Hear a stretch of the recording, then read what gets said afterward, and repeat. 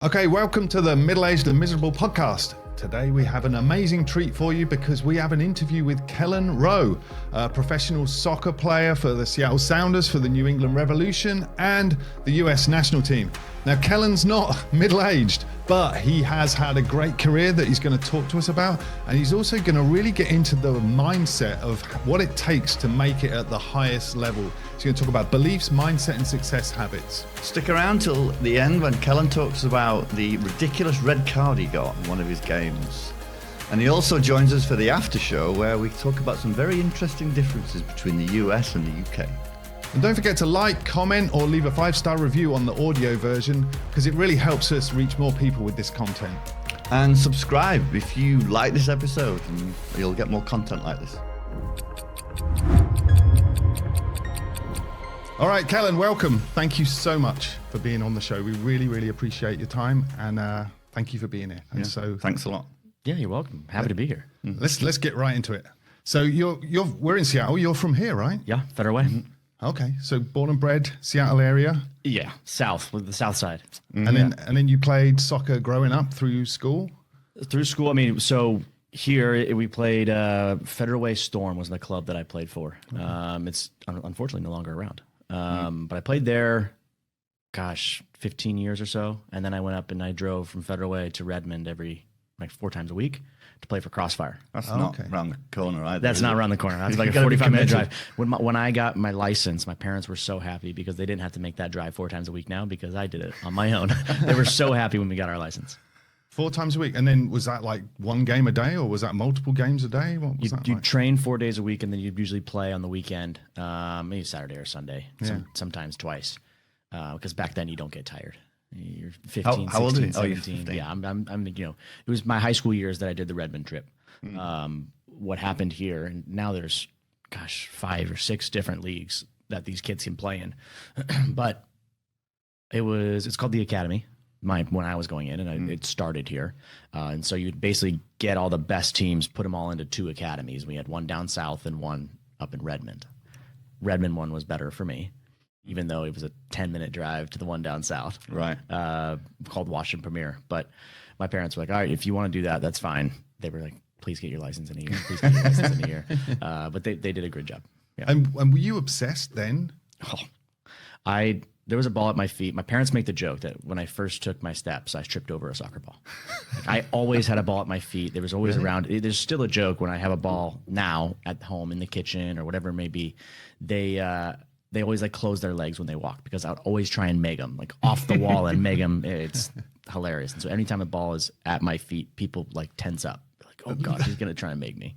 Meg, that's you nutmeg. call that nutmeg. Nutmeg. Yeah. And it's not a proper nutmeg, unless you nutmeg someone and shout nuts as you do it. Yeah. It's not official. Mine is usually Meg's because I don't think my mom wants me shouting nuts at her. But yeah, Meg. Yeah. You've been stuck at the same professional level for 5 years, maybe longer. You want more success, more money, a better performing business, but somehow something keeps holding you back? What if that something is your unconscious programming? Because what we get in life is what we believe we deserve deep down in our unconscious. And here's the truth. You are where you are in life right now because that's where you believe you deserve to be. You can't outrun your beliefs. That is why so many people struggle for years, even decades, without making any real breakthroughs. We help middle-aged professionals like you. We can upgrade your mindset, upgrade the habits, and crucially, remove the unconscious limiting beliefs that are blocking your success. So you can finally step into the career, the wealth, and the freedom that you know that you're capable of. So ask yourself, what's it costing you not to change? Contact us at coaching@patandchris.com or reach out to us on Instagram. Act now and take back control of your life. Okay, so what happened after that? You went to college in UCLA, right? I did. So I was actually talking to some buddies yesterday. I was with some the UW alumni, and I got to watch some of my old buddies play yesterday. But UCLA was great. I only went for about a year and a quarter. I took some time off after my freshman year, went to go play for the under-20 national team, and then went to Germany and France to see if I could make it. I did not. Spoiler alert, I did not make it. Came back for my sophomore season and then went into the MLS draft. Okay. Yeah, it was a bit of a trip, but we had such a good UCLA team. We had 5 or 6 guys from my class go pro. Wow. With multiple guys after that going pro as well. UCLA had a really good pedigree. And it was, my parents still give me crap about this to the day. I had about 10 or 20 different offers from different schools, one being the second school I was going to go to was Duke. And they all gave me full rides. UCLA nice. Didn't. Yeah, UCLA didn't. So they only gave me 85%. And so my parents were like, hey, dude, we don't have to pay for anything. And you can go to Duke and graduate from Duke and be set for life. And it'd be really cool. You can go watch Coach K, with the basketball team. And I was like, yeah, but I want to go to UCLA. And that was because of the soccer program. The soccer program, Right. yeah. Well, it was California. And there was my dad's a high school math teacher. And a few of his students played for University of Washington soccer. And so I loved them, right? They basically raised me on the field. And so I wanted to go watch them play for my birthday. It was my 10th birthday. And so my dad took me to the game. They were playing UCLA. UCLA ran them off the pitch. It was like 3-0. And I got in the car. I was like, I don't want to go here anymore. I want to go to UCLA. And then I'm going to go pro. From 10 years old. From 10 years old. And my dad laughed. And he goes, well, if you do that, you guys start working a little harder. Yeah. But the second that UCLA called me and they gave me the offer and it was a little lower than what I wanted, he goes, we started saving. We already knew. Yeah, Really? we were already pulling things away. Yeah, we you said that at 10 and they 10 knew. years old. Yeah. Huh. That's cool. And then I did it all. And when you were at UCLA, you told us that you could sometimes get the opportunity to play with LA Galaxy, right? So we got very lucky. At the time, Bruce Arena was the coach of LA Galaxy. And his son, Kenny Arena, was assistant coach at UCLA. Kenny's now in the pros. I think he's in Cincinnati as an assistant there. But yeah, so we'd always get a chance. There'd be like 5 or 6 of us that would get to go and train with the Galaxy. And at that time, Galaxy had some big name players. Oh yeah. Like who? They had, well, you talk about it, is Landon Donovan.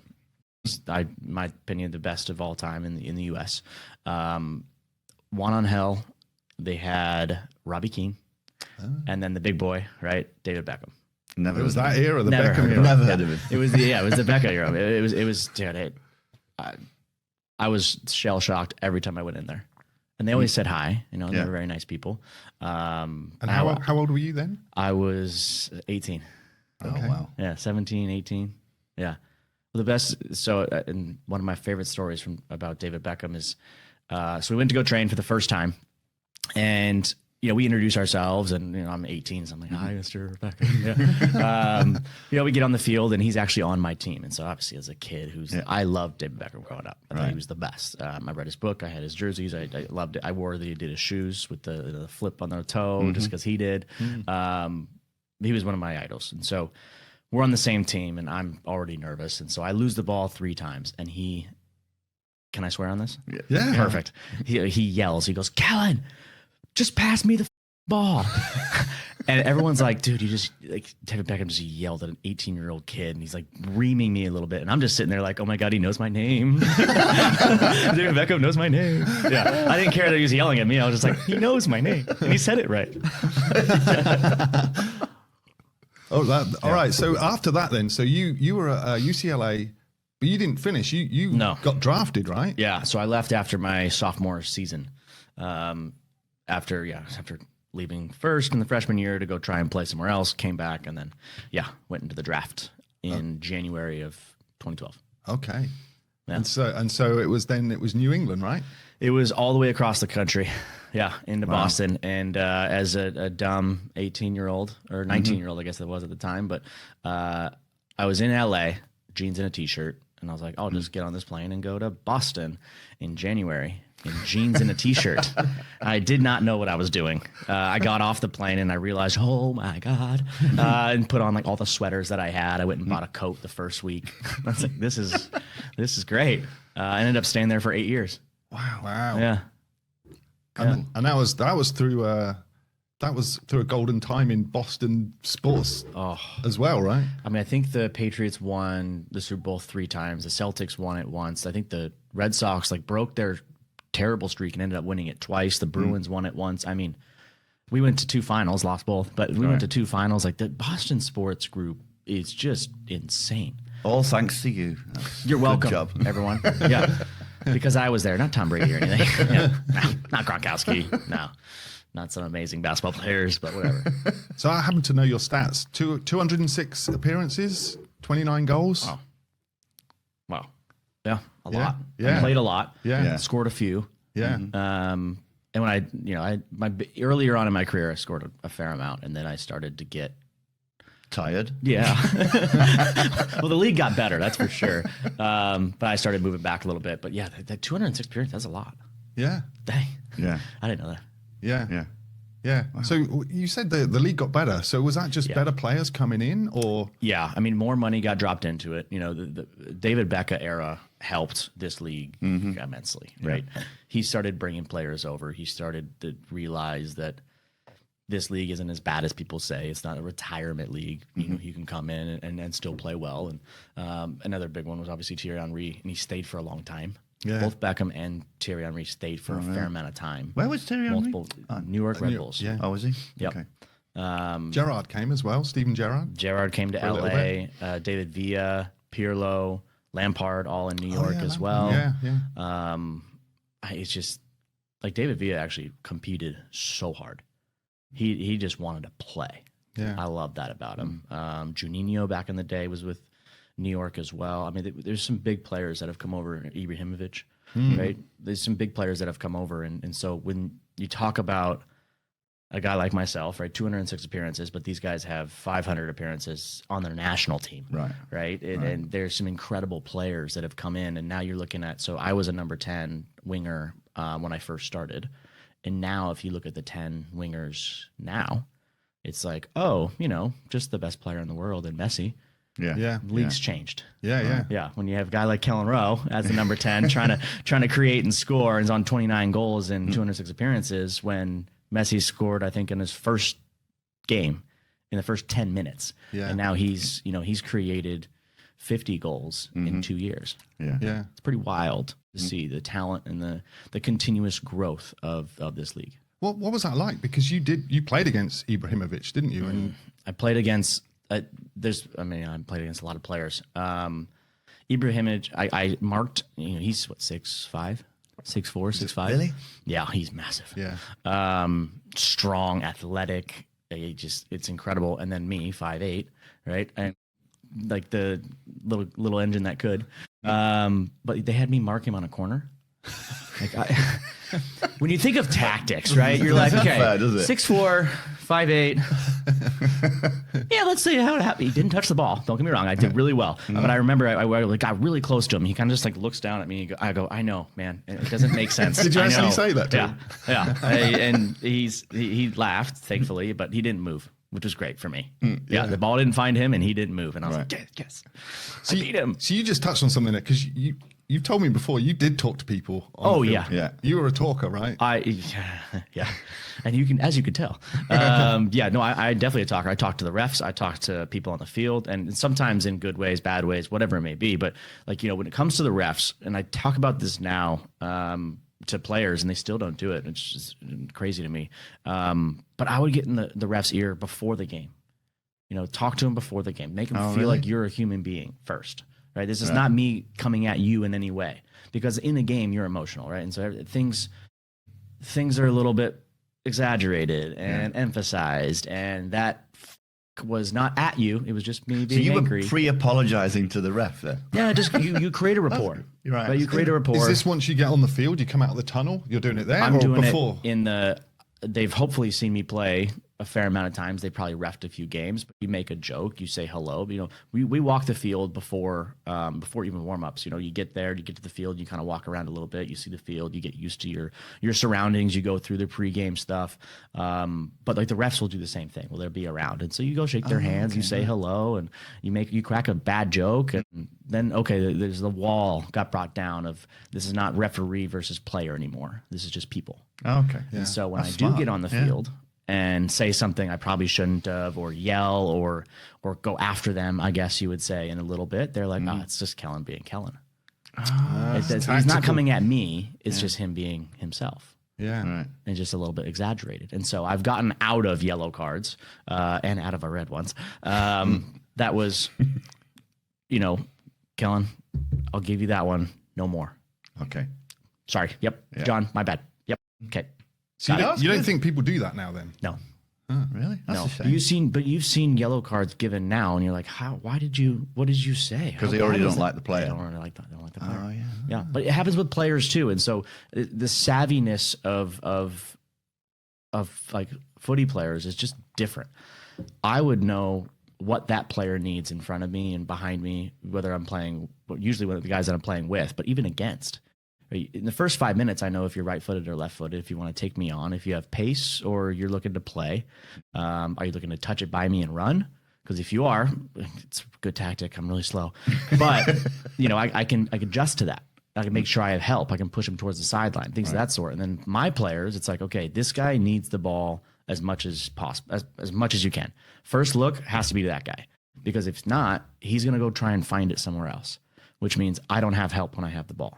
So I need him there because I need an outlet if I get in trouble. If I always give him the ball continuously, he knows when I get the ball, I'm going to give it to him. Okay, the next guy, he made the run 3 times now and no one's found him. If I don't give him the ball, he's not going to make the run again. Okay, no matter what, if he starts going, I'm playing it, even if it's not on, just because I need him to continue that run because that opens up space. So these little games you can play within even yourself, but also your own players to make sure that the tactics work and that they're happy. That way the game flows better. Yeah, but is everybody thinking like that? No. That sounds like you're really you're doing a lot of analysis there and a lot of on the fly figuring it out and making things better for the team. Is everybody doing that? No, it doesn't work that way anymore. And I'm not sure it really did, but I remember this because I was the player that people were joysticking around sometimes. And I asked him a few times, like, hey, I'm in a new position here. I need your help. You tell me where you need me to be and things of that sort. But I remember I had players when I was young that kind of did it to me too. And they were telling me, why do you think I gave you the ball? I needed you to stay there. Yeah. So when you get the ball, you're happy. So, okay, here you go. Yeah. And so I learned from people behind me. And then as I got older and wiser and slower, where I had to use my brain more than my feet, it's like, oh, this makes so much sense. Yeah. Yeah. That's cool. So who was the best player you've ever played against? I think for the And did he make you look like crap? So the best player overall in general would probably be Beckham, but I also, the second one is Thierry Henri. Okay. And Thierry, because I played against him for 3-4 years. Right. 3 years, I think. It was like my 5th game in the league or something like that. We're in New York, right? I've had a few good games. I just scored first goal against Becks, right? That was pretty great. Tell us about that. Okay, yeah. Well, you can't just leave that one. I know. I was in LA, so obviously UCLA was where I went to school. I was playing for New England, so my 3rd game in the league, March 30th, 2012. You kind of remember this. I remember that. Well, it was written on a ball. Yeah, they wrote it. They wrote it on the game ball. Oh, cool. And it's kind of a big moment. But my first professional goal, and we're in LA, so all my buddies from college are there. All my coaches were there. My family was there. I stripped the ball off backs, play it wide.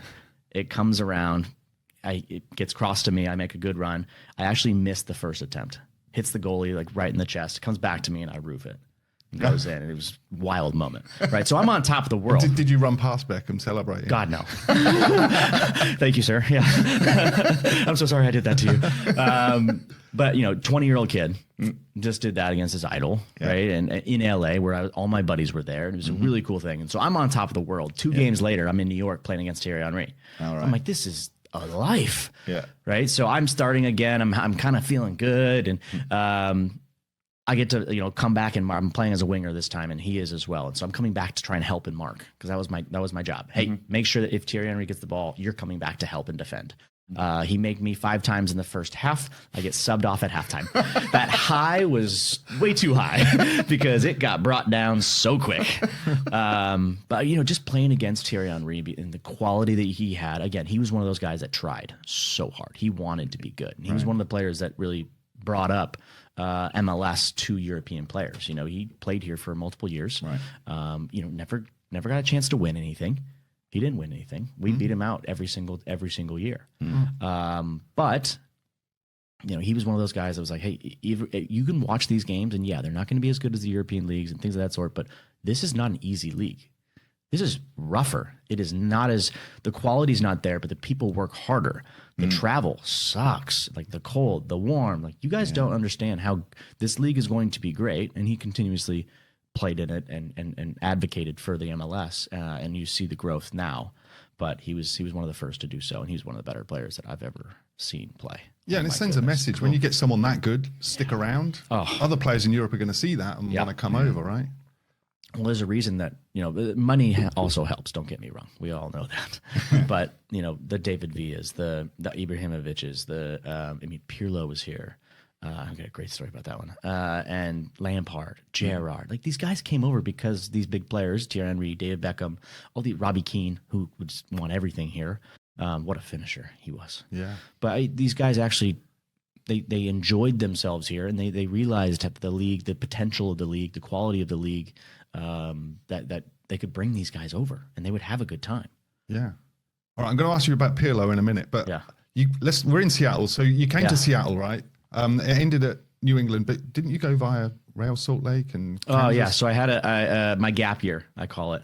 So I went to New England, obviously, and played there for a fair amount. I then got traded out.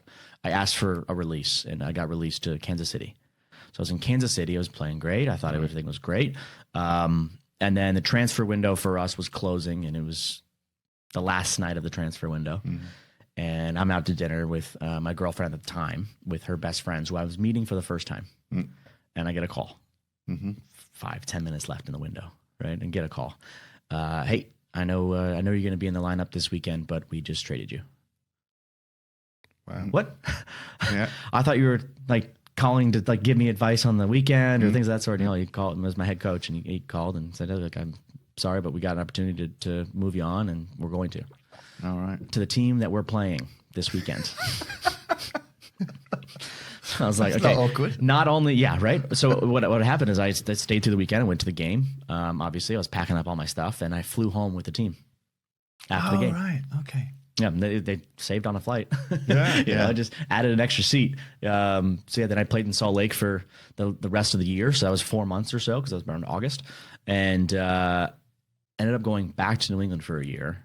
And my whole goal was to be back here in Seattle. Right? I've been trying for years to get back here. Oh, really? Yeah. We've been trying for years, and at the time it just wasn't going to work out. I became a free agent, and so they said, "Well, I'm going to take a bit of a pay cut." Because we have too many players in your position. I'm not sure you're going to play. Can you play other positions? And I had a 2-hour Zoom call with the head coach, the technical director, and the GM. And after the phone call, or after that Zoom call, Garth was the GM, Garth Lagerway, and he called my agent and then texted me. And was like, "The answer is yes. We got to figure out a deal, though. I've never had a player actually sell me on themselves. You should be proud of that." Oh, wow. I was like, nice. But it's an easy thing when every player has this, and I've got asked this before. If you're tired, you're injured, you're things, but you have a chance to play in a game.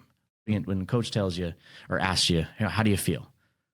Feel great, of course. Yeah. In the back of your mind, I'm going, "Oh, this is gonna hurt so bad.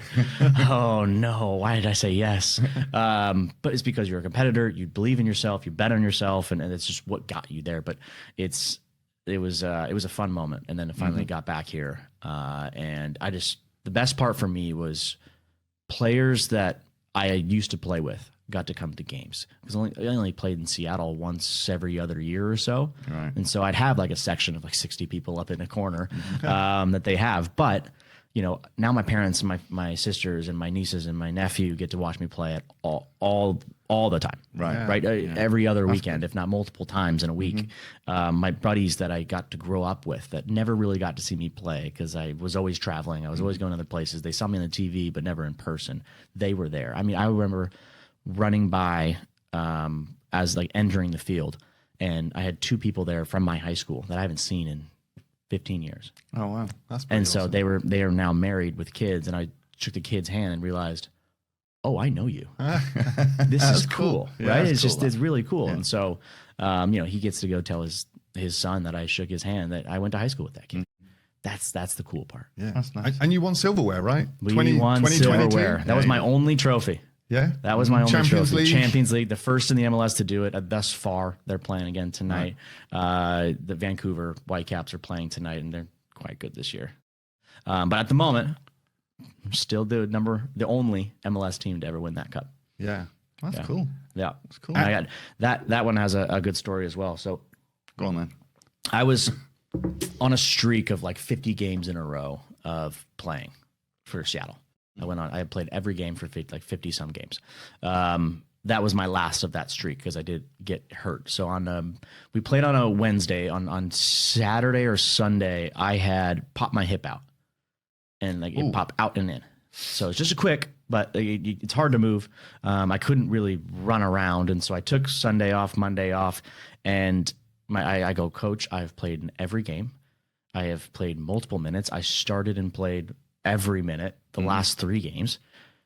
I will not be in the final. I'm not going to be in the stands. Right. I need to be on the bench. Right. Like I've earned the chance to be on the bench. He goes, if you can get through training and I have a test for you at the end, I'll put you on the bench. I go, all right. Drugs. Shoot me up. I don't care. Just get me on the bench. So I get through training, and the test is our quickest winger, young, quick, just wants to be flashy. 5 times, 1v1. If I win the majority, so I need 3. I win 3 of them, I can be on the bench. 5 what? What is it? 1v1 on the wing. Taking it around him. Oh, really? He's got to get around me. Yeah. Oh, I see. Right. Okay. All right. I'm good. First one, boom, done. I'm like, yes. Okay, next 2, he blows by me. I'm going, oh, shit. Next one, I got him. And at the end, I'm literally asked, I'm like, Sam, I'll give you a bonus. Just let me do this. He's not on the roster. He's not going to make the roster if he beats me. And so I'm like, dude, I don't care. I need to make this. He goes, I'll kick it out of bounds. I go, thanks.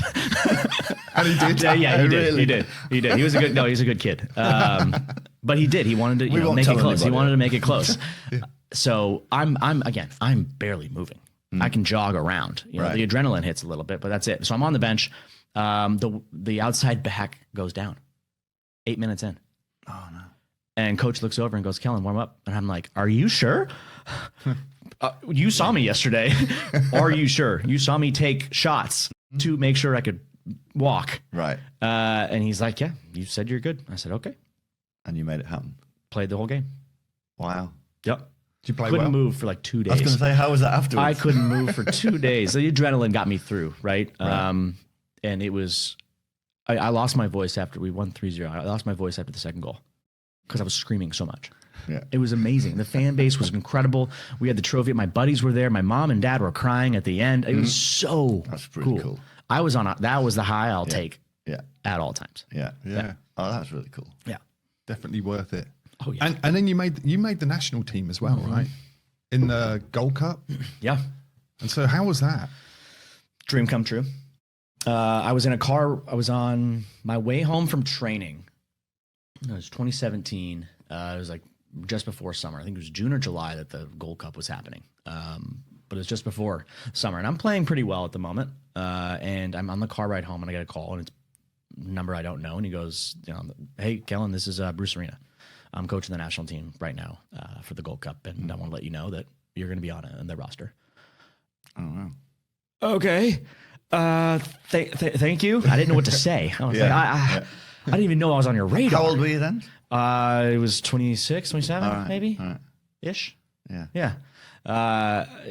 On a high. Yeah, I bet. Yeah. And I remember like screaming, crying on the drive home. People thought I was probably psycho. Obviously called my parents right after, and they were pretty excited. And at that time I was playing really well. I was playing about 10 different positions, but I was playing really well. And I ended up being a left winger for them. And I played 3 out of the 4 games total that I could play in. The first game, and I got starts in all of them, which was really cool. Goal and assist in 3 games in that tournament. Nice. Yeah. And we'll talk about mentality later, but that meant this was one of the best moments of my life that turned into one of the hardest moments as well, because in the Gold Cup, you can go through the group stage, You can have your roster, and it's a little bit bigger. And so what happens is after the group stage, if you make it past, you can exchange 6 players. So players that didn't get released from Europe or just injury wise, or hey, you lost 3 players because of injury, you can replace them. Well, we had a few big names: Michael Bradley, Josie Altidore, Clint Dempsey, Darlington Nagbe. Those guys didn't get released until later, and Tim Howard. And so they then got released, and I was one of the 6 that went away. So I went from scoring my first goal for the national team, and only, but first and only goal for the national team the night, and then the next morning at breakfast being told I'm leaving. Yeah. That must have been hard. Oh, what a 24-hour swing. Yeah. Yeah. This is something we wanted to talk about because on this podcast we talk a lot about mindset and beliefs and success habits. And you had a massive blow there, right? But you got over that, right? I mean, it took time, and it took experiences, bad experiences, to be honest with you, to learn. Unfortunately, and I think you guys know this, that the bad experiences teach you more than good ones. Unfortunately, that's really life, isn't it? And so when I got the call that I was going to be on the national team and I was playing really well, I mean, I was getting stories written about me. I was scoring goals, got an assist. Which for the national team, that's an incredible feat, right? And it's you're on top of the world, and then the next day you get told, "Hey, we're bringing someone better, and you're out." It's a rough one. Yeah, it's a rough one. I mean, I didn't. It was a shock factor. I was sitting at breakfast, and the coach was talking to me, and I thought, hey, good job, and keep going. And instead, it was, see you later. Yeah. So you never saw that coming at all. Never saw it coming. Yeah. I mean, we knew that the 6 players could be released, but I wasn't going to be one of them. In 2 games, I got a goal and an assist. Right.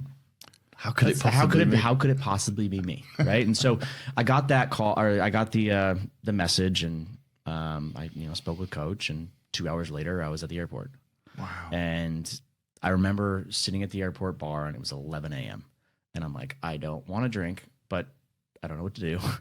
I don't want to cry, but I'm going to cry. So I call my dad, and he goes, what do you have in front of you? I said, I have about a quarter of a beer.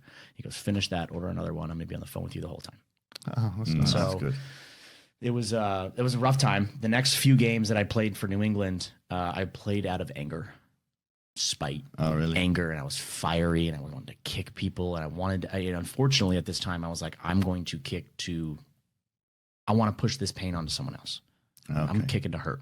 Yeah. And one of the games I kicked to hurt, and I missed, and I then did my knee. Again, you learn the mistakes. Yeah. You learn from your mistakes, right? And I knew that playing angry was what made that happen. It wasn't that the guy knocked me off my feet, whatever it may be. We were winning the game. Yeah. There was no need for me to do this. Right. But if I play angry, if I go to intentionally do something, there are consequences to it. And that happens in a lot of times with other things as well. And so when I have these downs, it's like, okay, how do you flip it? Yeah. Right. It can't just be down. It can't be angry. How do you find the positives in it and focus on those? Yeah. And in our game, there are ups and downs in 5 minutes. You got to go through a whole 90 minutes. And then for me, it was like, okay, you have a week. I used to look at my weeks as the games, right? You train, you do all this training leading up. And then on Thursday, Friday, or Saturday, whenever the coach releases the lineup, is basically, are you going to make it? So is this work worth it? Right. To make it to the actual presentation? And I kind of try to put it into the layman's terms, or like work terms. You prepped for this presentation all week, and then your boss says, "Hey, we're actually going to do that next week. Sorry." That actually just happened. Okay. Yeah. No worries. No worries. I'll prep again next week. Yeah. Right. I'll do the same. I'll do all the work again, and I'll change the numbers and make sure everything is up to date. And come Friday, he goes, "Actually, you know what? I like that guy's presentation a little better. So maybe next week." Yeah. And it continues. Yeah. And it continues. And it continues. And so you have to make sure that, one, you have to make sure you do the work beforehand, because at one time, hey, by the way, you're presenting today. Yeah. Good luck. Yeah. Did it take that injury to wake you up from that anger that you were in? I got a little more angry at myself.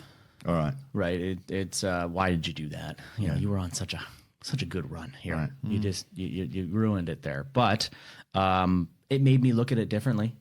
That's for sure. It made me look at, I was at the highest point that I could be at, right, in the sense that I was on the national team. Now looking back, or I guess the way I look at it now, if I go through these hard times, yeah, I can definitely know that this anger is not real. This anger is towards something else. Yeah. Yeah. Yeah, you clearly had a lot of resilience through injuries and stuff, but also the mindset, because you made it, right? And soccer's the most popular game in the world. Mm-hmm. It must be the biggest dream of any kid to be a soccer player, but you made it. So why do you think you made it with your mindset over someone that doesn't make it? I was not willing to lose. From a young age? From a young age. Right. Yeah, I didn't want to lose, and I never wanted to stop. I was obsessed. You know, you've got to be a little obsessed and a little bit quirky and a little crazy to be an athlete. I mean, look at the best athletes in the world. And when you talk about, I like basketball as a representation, but the Michael Jordans of the world, the Kobe Bryants of the world, you know, LeBron Jameses of the world, they didn't stop. They were great, but they didn't stop. That's what's great, is they kept going towards better and greater things. And their mindset was, they turned. When they were on the field, they turned. They were different people. Oh, really? I had a hard time doing that. What do you mean? In what way? They would become nasty. I mean, Michael, you talk about stories about Michael Jordan and Kobe Bryant where they would go after people because they just wanted to win, whatever it took to win. Oh, right. And then afterwards they would, you know, hey, how you doing? Good to see you again. Oh, yeah? Yeah, they were really nice guys off. And I had a hard time flipping the switch. At times, I was usually just always I try to make people laugh, and I talk, I tell stories, and I make jokes. But the resiliency that I had was just to never stop playing, you know. And I've told you guys this story, but we'll tell it here, is that when I was young, we'd play at what's called Steel Lake Park in Federal Way, and my team would play on one side of the field, and then when we got done, I saw other teams playing, older boys. And one day I didn't want to stop playing. And I was like, Dad, can you go ask if I can play? Like, come on, just go. He's like, you have to go ask. Right. So I went over and I asked, and is Irish guy, and he's coming over and he's like, I'll give you a run. Called me wee man. How old were you at this point? I was wee man. I was like around 10 or 11. All right. Yeah, I was young. I was young. But these kids were high school. Right. You know, I was tiny. I was smaller back then, if you can imagine. And worth nothing. Mm-hmm. And so we get there, and I started training, and they realized, oh, this kid's kind of good. And so they let me come back once, maybe twice a week, but once a week at least, I'd be able to come back. So it was my second training of the day. And then I remember that coach also told me that if I wanted to get pro, I needed to get a little bigger. And so he goes, you need to have a steak and a Guinness every day. Every 11 years old. Or a steak and Guinness pie. Yeah, right? And so it's a steak and a Guinness every day, and you'll start getting a little bigger. That was how Irish of him, right? Yeah. And so I told my dad that, and then that night he gave me a steak and a little pint glass. That much of Guinness. Yeah, because that's all you're getting. But that's unusual in itself, that you wanted to play with the older players, right? I mean, that must be massively advantageous, but not everyone would do that, I guess. They wouldn't. And the thing is I also played games with myself during those practices. So I would, how many passes with my right foot did I complete today? Okay, I had 9 out of 10. Okay, now I'm going to make it 10 out of 10. On my left, I only had 4 out of 10. Okay, I need to make that 7 out of 10 the next training. And so I would do games like that. I would say, okay, only use your left foot during this 4-minute game that we're playing. I can only use my left foot.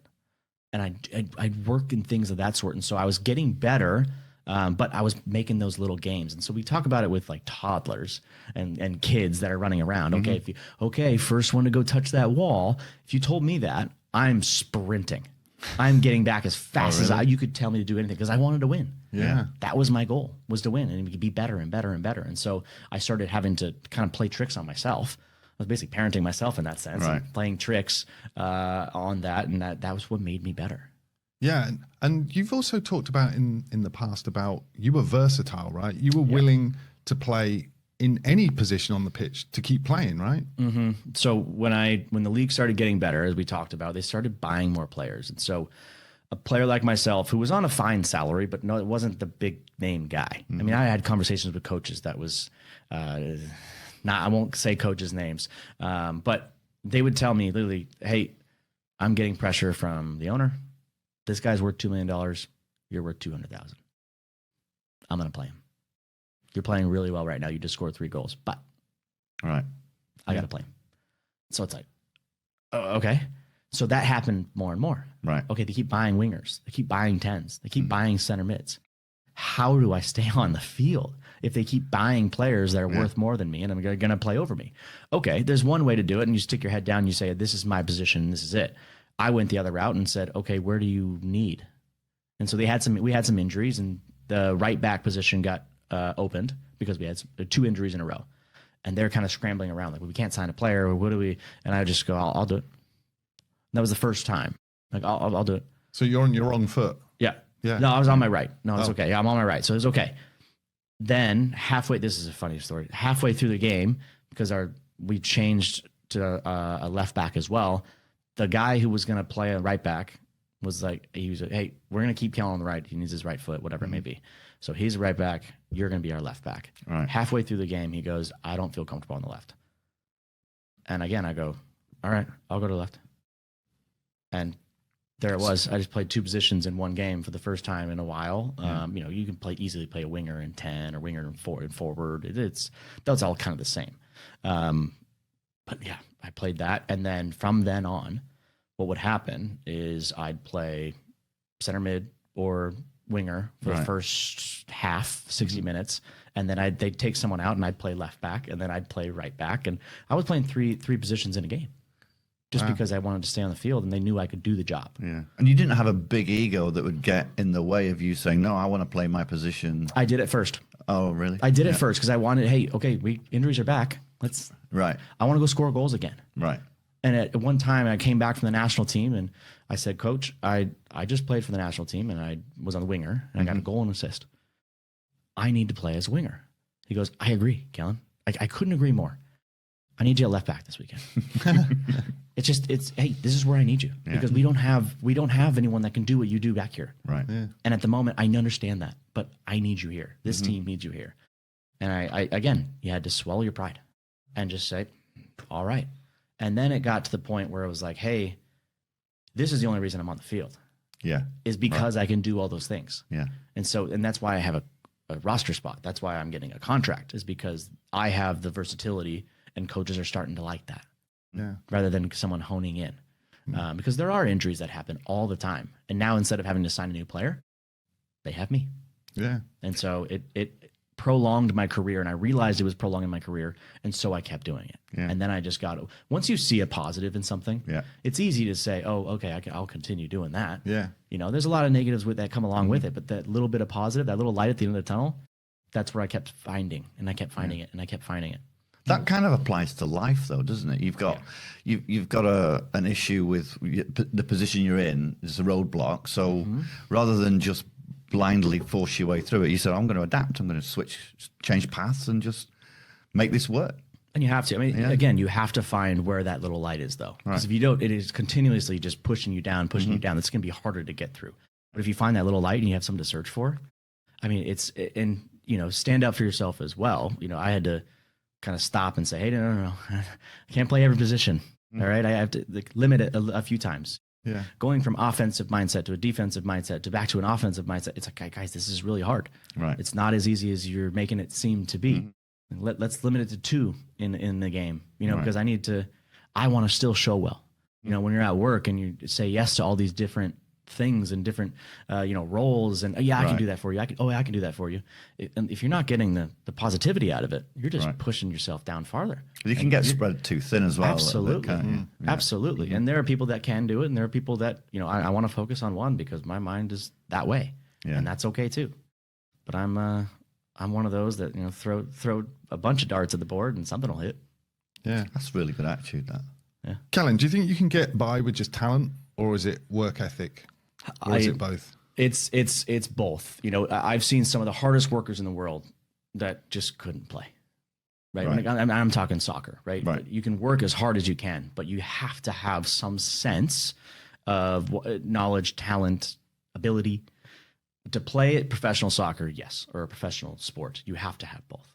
Now, there are players that have gotten by on talent. But if you don't think they worked hard to get to where they are, it's different. Now you may not see them working as hard now, but to get to where they worked so hard. Yeah. So hard, unbelievably hard. And when it comes to life as well. And so my parents my dad especially, but before every game I played, since I was 10 years old, when I told him I wanted to go to UCLA and go pro, he kind of set these boundaries for me. So before every game I played, and now in life, he would always tell me three things. He says, have fun. Number one, just try and have fun. That can be any kind of fun you want, even if it's a little sliver of it, but have fun. Be creative.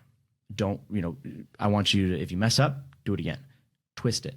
Find a way to get around that guy. Or, hey, be creative in the way that you do things. Don't do it like a robot. Do it your way. Be creative. And then don't let anyone work harder than you. If you work harder than the guy across from you, you're going to win. Because I know that you have that mentality. And did that as a kid motivate you then yeah. to become who you are then ultimately? Because I was going to ask you the question, what would you say to a parent today whose child is a budding superstar in whatever discipline they're doing? It sounds corny, but those three things. Yeah. Have fun, be creative, don't let anyone work harder than you. And the work part is a big part. Yeah. My parents were both athletes. Mom was a finesse basketball, soccer person. My dad was a football player, a baseball player. He ran through walls for a living. Like that's what he did. He just run hard. I'm going to hit you. I'm going to run and I'm going to work hard. That old school mentality. If I work harder than you, I'll win. And so I got the best of both worlds. But I remember there's times when I was being fancy and finessey and those things. And my dad I get off the field and my dad goes, you didn't work at all today. You walked half the game. Right. I will not let that slide.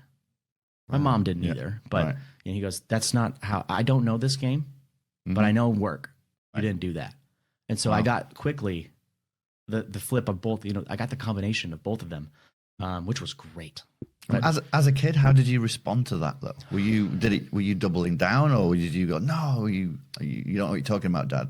There's both. Right. I mean, I'm a kid. Right? At some point, I didn't want to listen to my parents. Yeah. No, they knew I had to hear it from someone else as well. But I did. My parents were amazing. They pushed us hard, which for me, I needed and wanted. So it was really easy when they did those things. But there was, a few times I went overboard because you have to. Unfortunately, you're like, oh, well, that was too far. But you're not going to be perfect. Yeah. I didn't mind it. My sisters took it differently. Right. I don't really know. But they were also great athletes. It's kind of how the world works in that sense. But they pushed me hard. I liked it for the most part. But there are times I had to stand up. Hey, you're done. Thank you though. Oh yeah. I've got it from here. And there are times, when I went to college, it definitely lessened a little bit. They didn't have to push anymore. Right. Yeah. I got to where they wanted me to be and where I wanted to be. I got to be the top level. And then when I got pro, it's like, they are just supporting now. And that's also what comes with parenting in life. And we've had this conversation with my parents before. It's like, hey, you did your parenting. We're so appreciative. You made us adults. Yeah. Now support us. Right. Your parenting's almost done. You'll be there. I know that they'll be there when we need. But the parenting's done. Now you get to enjoy what you've done. Yeah. Now you just support. Yeah. But as a kid, as a teenager, you needed those pushes. Yeah. Yeah. I mean, I remember I almost quit soccer at like 12 because I wanted to go hang out with my friends because my friends were hanging out doing things. And my dad was like, we paid for the year. You're going. Yeah. And he knows, afterwards he told me, he goes, the second you stepped on the field, you were so happy. Yeah. But you just had to get there. Right. And that's unfortunately a lot of things for me is once I get there, I'm good. But I have to get there. Yeah. Cool. All right. Can we talk about, because on this show we talk to a lot of middle-aged people that are making big changes in their lives. You had a massive change in your life. You retired from the game, and it was hard, right? It's probably the hardest thing I've gone through. And it's, I don't think I'm ever going to fully get over it because it's always around. Right? It's always a tag name where it was, the hardest part for me was, former player. It's hard because I was never that. Now I'm a former player. It's no longer my tag. Right. My whole thing was, and I've spoken to a lot of players as well. It's the identity piece that you kind of lose.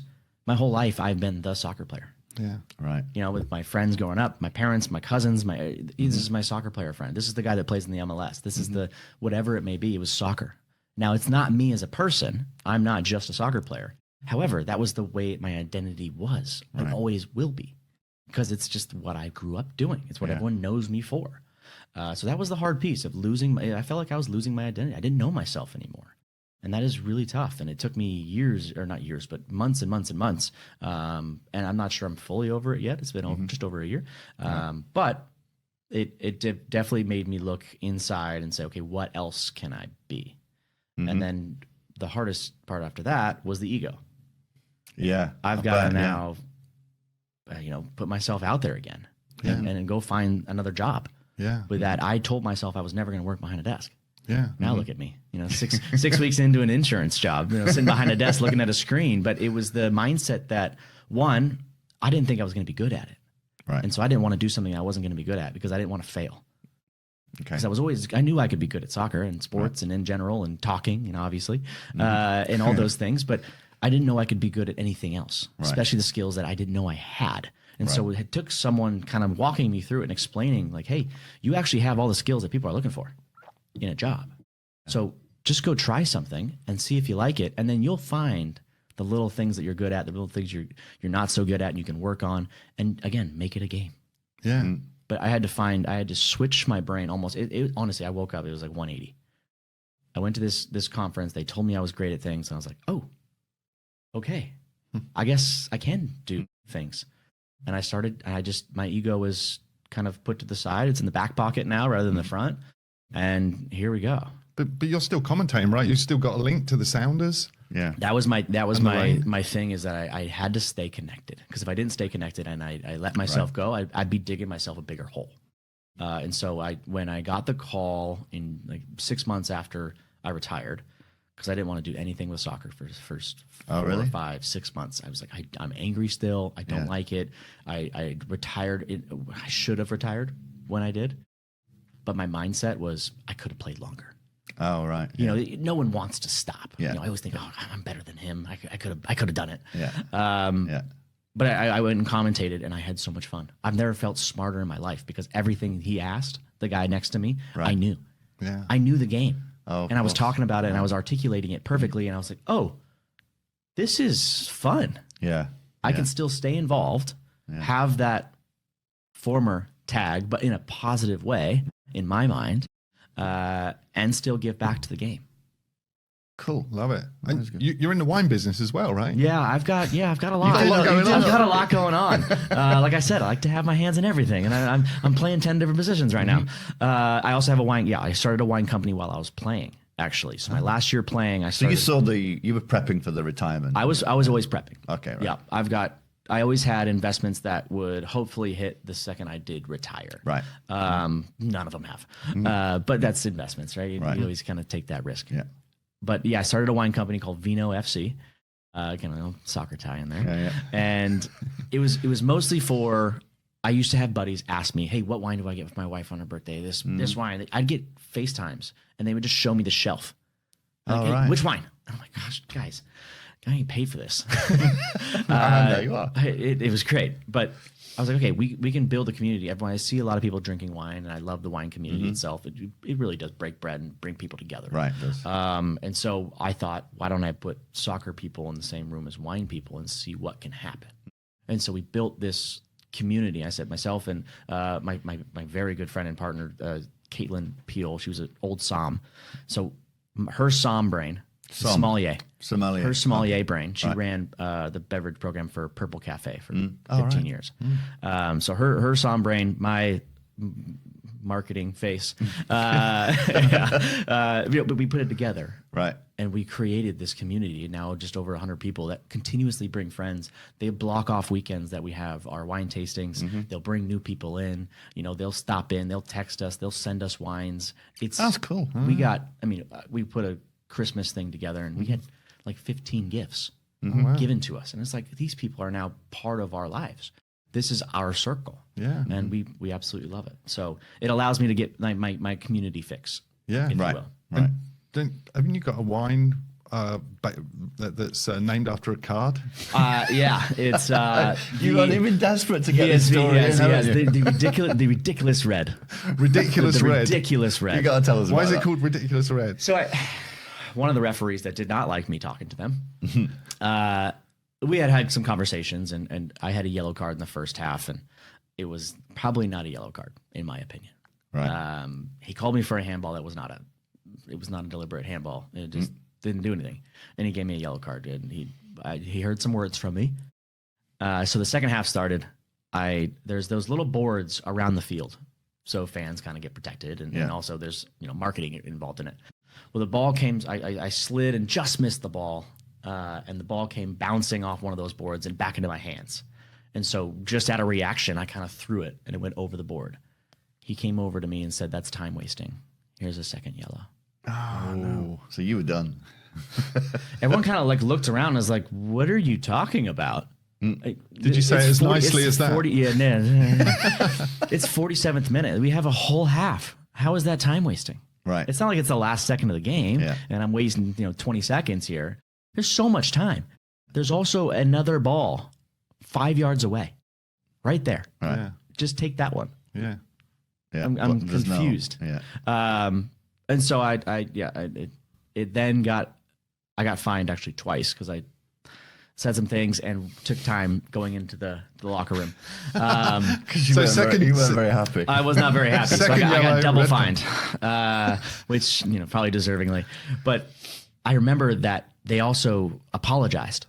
So I got fined, and then the league apologized for it. Apologized to you? Yeah, for the red card, because it should not have been a red card. Because it was a ridiculous red. It was a ridiculous red. And so we kind of make this joke, and the fans kind of came up with the name actually, and so it was kind of funny that they put it together. Like, if you don't make this wine, it's too easy. Yeah. What's funny is we made that wine, and we're actually making another one. It's going to hopefully drop here when the Club World Cup starts in 2 weeks. But I saw that referee. Oh yeah. Out after about a year, 2 years. Out after one of the games, he's at a bar, and I said, "Hey, I wanted to show you something." He goes like, what? He goes, "Remember that red card you gave me?" He goes, "Yeah, I know." And I go, "It's fine. You made me money." And I showed him the bottle. I go, "Don't worry, you made me some money." Oh, that's awesome. That is so good. Yeah, it was pretty funny. You know what you should do next? Rosé. Ooh. But I got to find a fun name for it. Oh, Rose. Yeah. There you go. Yeah. Oh, wow. I didn't even think of that. There you go. That's next. Guys, I didn't even think about that. Yeah, I figured like a yellow card for a white wine. There you go. Yeah. All right. Yeah, the mellow yellow. We'll see. Okay, wow. I guess that's what he's taking. Ideas are coming out now, aren't they? Yeah. All right. Okay, it's the after show. This is it. No one's listening anymore. Everyone goes.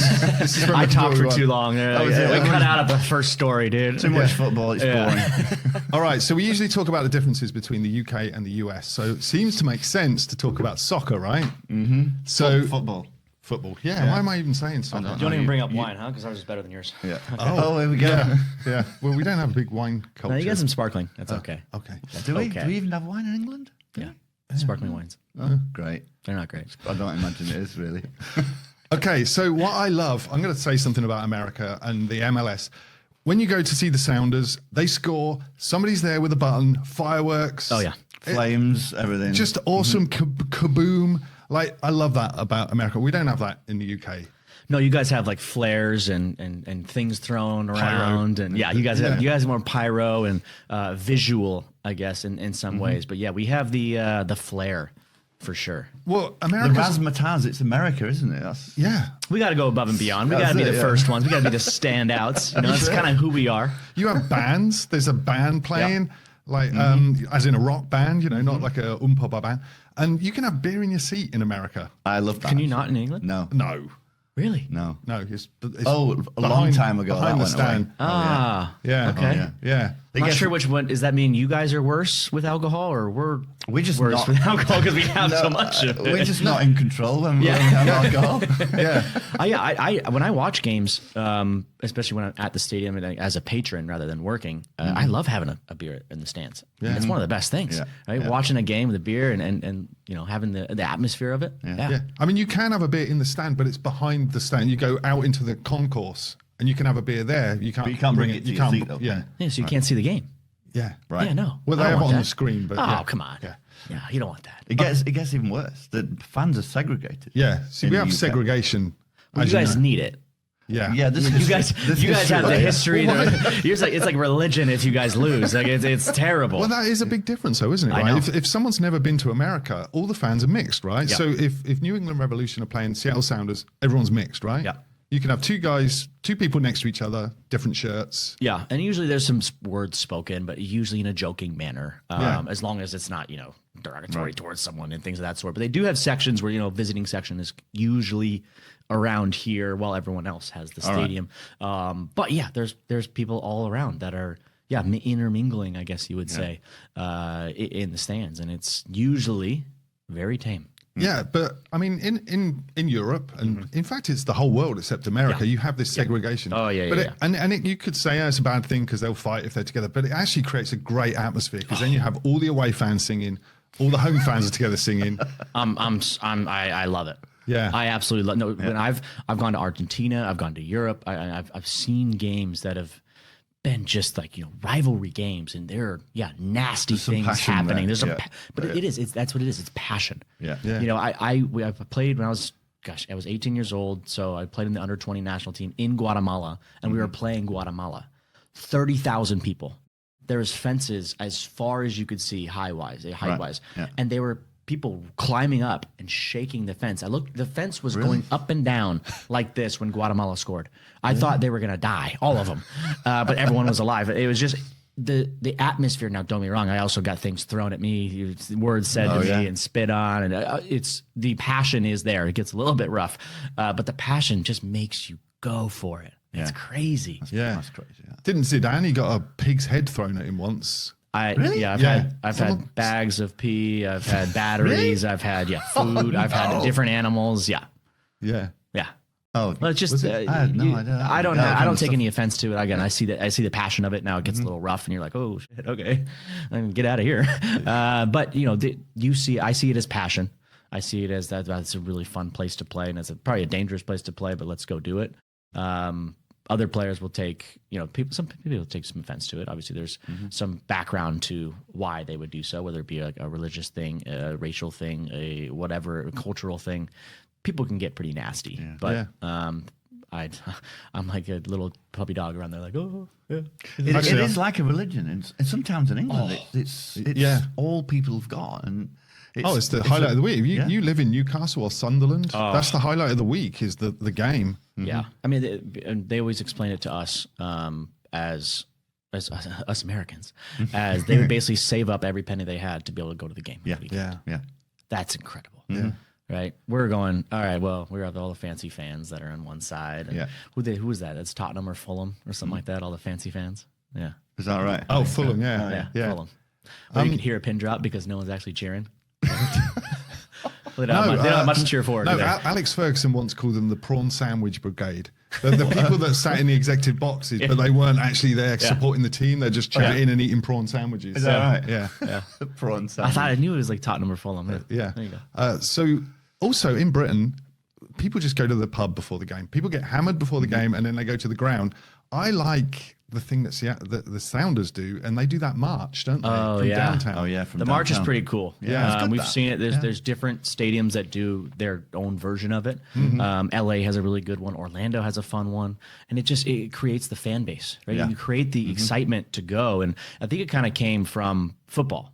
Around here, like especially in college, you do this walk through the college to the actual stadium, and there are thousands and thousands and thousands of people. I remember doing it at Michigan, and they just built the big house, and it's 100,000 people all walking to the game together. Cool. And That's pretty awesome. You feel like you're all of a sudden you have the adrenaline as a fan. Yeah, that's what you want, right? And that's what you want in the stands as it continues to go, and that's what the players want to feel as well.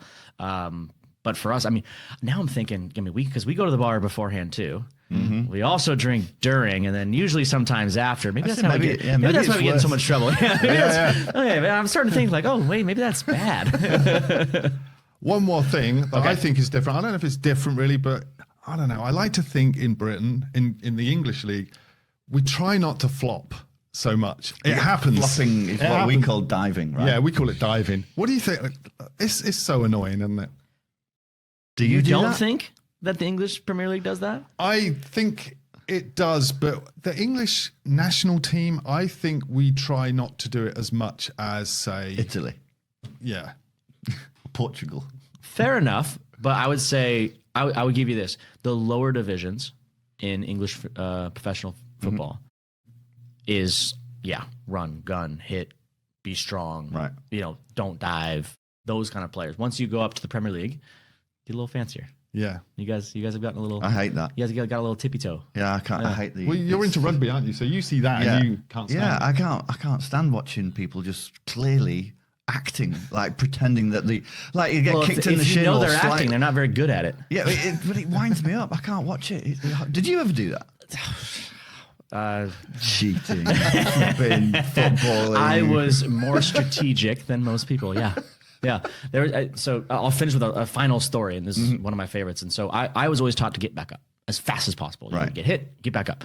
And we're getting not roll around on the floor crying, pretending it's the end of the world. Only once or twice. Maybe I thought it was the end of the world, and it wasn't. I was like, oh, actually, it feels okay. Actually, now that I sprayed it, it feels good. So I'm a rookie. So I'm 20 years old. We're getting pelted. Our team wasn't good this year. So we're getting pelted for like 15 minutes. Somehow they don't score. I get kicked. I go down. I start to come back up as fast as I can. And I had a knee drive down into my back. And it's my teammate. And he goes, stay the fuck down. Hey, man, how are you? And I was like, okay. He goes, I'm tired. Stay down. And he calls on the training staff. Calls on training staff. Right. The training staff brings 2 cases of water. And you see my whole team around me, but they're drinking water. They're not asking how I am. They're drinking water. And so the trainer comes on and he's like, hey, what's wrong? And I was like, I don't know. He told me to stay down. He goes, okay, I'm going to check your knee. I'm going to check your ankle. And then you're going to tell me I'm good. Right. Oh, okay. And so he checks my knee. He checks my ankle. And he goes, you all right? And I go, yeah. He goes, all right, I'll help you up. Helps me up. I walk off the field. Everyone went back to their position. We ended up winning 1-0. But it was the guys were like, I needed 2 minutes. That's good to know then. So as fans, when we're watching someone roll around, and the rolling's not needed. Yeah. No, but there is a tactic there. There's a tactic, like especially when you see your team kind of getting, oh my gosh, they're going to score any moment now against us. Okay, we need a break. Yeah. Hey, it's hot out. We have just lost the ball 3 times in a row. We kept losing it. Okay, we need to just regroup for a second. You need that break. That break of momentum, you need that break of something. Yeah. And so, you stay down for a little bit longer and you're like, okay. And everyone, you kind of like look around you'll see it every once in a while. Guys will be down on the ground, like looking. Yeah. Is everyone good? Okay. I'll get back up. Right. Yeah. And it is. There's a little tactic to it. Yeah. Now, it doesn't have to happen all the time. That's not an every time thing, but you can kind of feel when the game needs a little change. Yeah. Okay. Kelyn, we want to really thank you for being on the show today. Thank you so much. Yeah. Good luck with the wine business. Good luck with the commentating. Good luck with everything going on in your life. And we just want to really appreciate you coming on, and thank you for being. I got one last question. Oh, let's go. So when you've got, like, imagine you're practicing your shooting and all the balls have gone behind the goals and somebody's got to go pick them all up. What do you call that in America? Shagging. You just wanted to hear me say shagging. Yeah, you can't say that in English. Yeah. Go and shag the balls. I knew it was what you wanted to, and I had to throw it out there. What was funny is my dad was the best shagger. Yeah, you can't say that, right? Thank you for that. If you like what you just heard, please subscribe and like so you never miss another episode. And if you want more of this content, check out our social media for more ways to avoid being middle-aged and miserable.